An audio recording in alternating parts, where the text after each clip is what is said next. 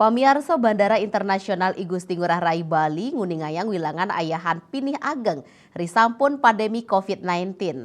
Salami Juli warsa kalih tali tigang likur Bandara Internasional I Gusti Ngurah Rai Bali ngayahin kali yutaan diri penumpang miwah roras talian pergerakan pesawat domestik miwah internasional.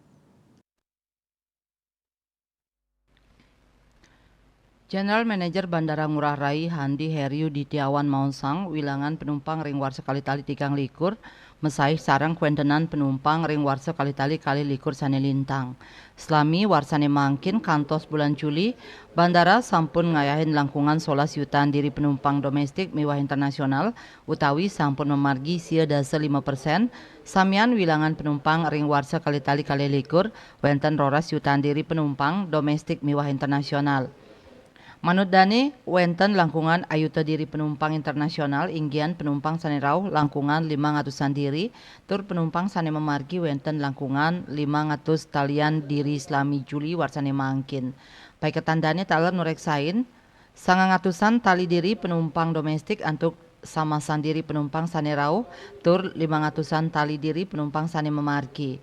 Lianan punika pai ketandani nguningayang wenten 6 talian pergerakan pesawat domestik miwah 5 talian pergerakan pesawat internasional.